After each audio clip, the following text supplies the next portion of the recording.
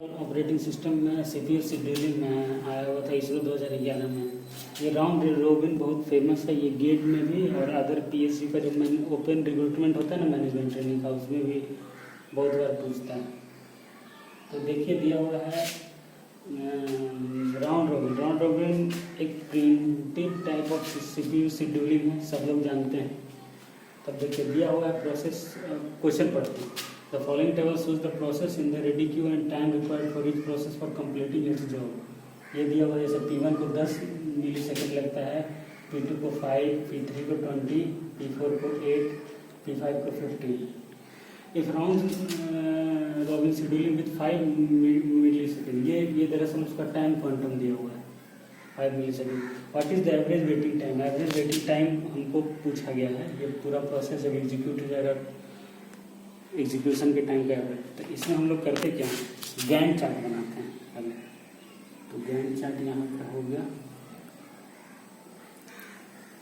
तो प्रोसेस कैसे आया है कुछ नहीं दिया हुआ है, तो हम लोग मान लेंगे कि P1 पहले आया है, P2 उसके बाद आया है, P3 आया है, P4 आया है, P4। और यहाँ पे हम लोग बना लेंगे रेडी क्यू। ये हो गया आपका रेडी क्यू। तो जैसे पहले P1 आया, 0 टाइम पे P1 आया, 5 नैनो सेकेंड तक एग्जीक्यूट हो गया। तो अब P1 बचा कितना, 5 बचा, और P1 को हम लोग पुश कर दिए रेडी क्यू में।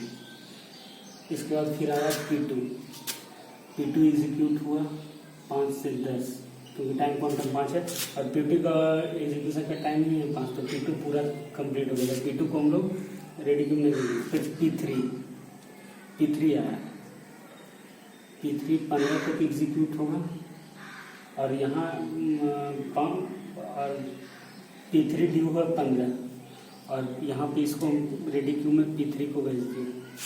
फिर P4 आया, P4 यहाँ 20 तक एग्जीक्यूट होगा, फिर P4 को भी हम यहाँ भेज देंगे।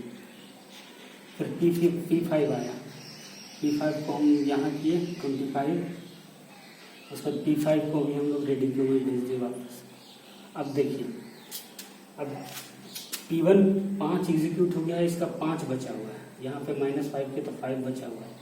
तो नेक्स्ट टाइम में P1 आ गया, P1 रेडी क्यू से निकल के यहाँ आ गया, तो ये हो गया 30। अब P1 का एग्जीक्यूशन खत्म हो गया, तो इसको यहीं पे खत्म कर देंगे, हम आगे यूज करेंगे।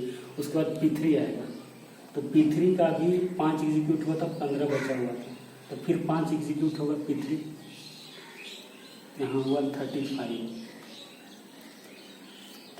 हो गया। अब P3 बचा आपका 10। अब P4 देखिए, फिर P3 यहाँ रेडी क्यू से निकला, एग्जीक्यूट हुआ, फिर वापस यहाँ पे रेडी क्यू में आ गया, क्योंकि अभी इसका एग्जीक्यूशन पूरा नहीं हुआ। अब P4 देखिए, P4 एग्जीक्यूट 5 हो चुका है, 3 इसका बचा हुआ, तो 3 ही चलेगा। तो P4 3 चला, मतलब 35 से 38 तक, और ये खत्म हो गया। मतलब P4 रेडी क्यू से निकला, यहाँ एग्जीक्यूट हुआ, ये खत्म हो गया।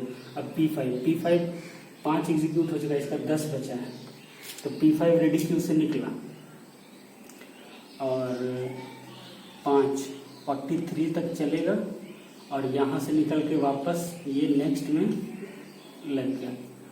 अब P5 2 बार एग्जीक्यूट हो चुका है, तो इसका ड्यू 5 है, और ये 10 बचा हुआ है। अब फिर से P3 रेडी क्यू से निकलेगा और यहाँ आएगा, तो यहाँ देखिए 43 से स्टार्ट है, यहाँ पे P3 आया, ये चलेगा 48 तक।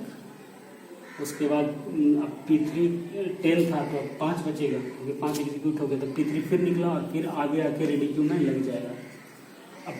अब P5 जो है, नेक्स्ट P5 आया, तो ये 48 से 5 53 तक चलेगा, और P5 5 था, तो ये खत्म हो गया। P5 पूरा एग्जीक्यूट हो गया, तब ये खत्म। अब P3 बचा है, उसका 5 यूनिट, तो P3 यहाँ लास्ट में आएगा, और ये 58 तक चलेगा, और वापस ये भी रेडी क्यू से निकल जाएगा।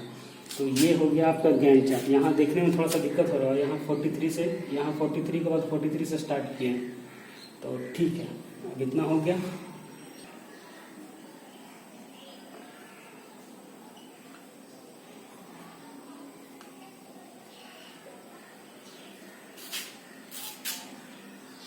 कंप्लीशन टाइम तो P1 का है, P1 कहाँ खत्म हो गया, यहाँ देख रहे हैं P1 आगे चला नहीं। P1 खत्म हुआ 30, P2 वहीं पे खत्म हो गया 10, P3 चला है 58, P4 कहाँ तक चला है? P4 चला है 38, P5 चला है 53। हम अभी टर्न अराउंड टाइम निकालेंगे। तो टर्न अराउंड टाइम होता है completion time minus arrival time. तो सबका अराइवल टाइम हम लोग मान 0 कंसिडर किए हैं कि एक ही टाइम पे आ गया है।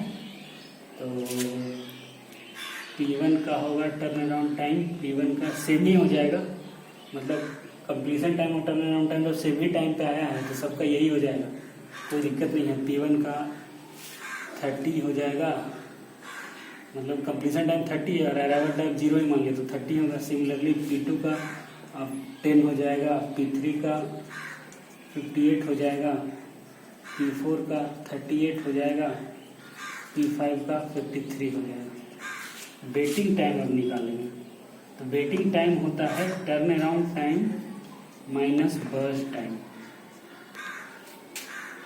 तो वेटिंग टाइम P1 का होगा,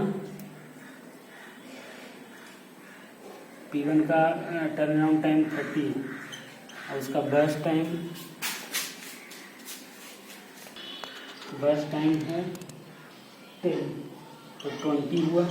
इसी तरह P2 का है 10 और बर्स्ट टाइम है P2 का 5, तो ये हो गया 5। P3 का इसी तरह कंप्लीशन टाइम है P3 का 58, इसका बर्स्ट टाइम है 20, तो ये हो गया 38। इसी तरह P4 का कंप्लीशन टाइम 38 है, बर्स्ट टाइम है 8, तो हो गया 30। P5 का कंप्लीशन टाइम है 53, बर्स्ट टाइम है 15, तो 38।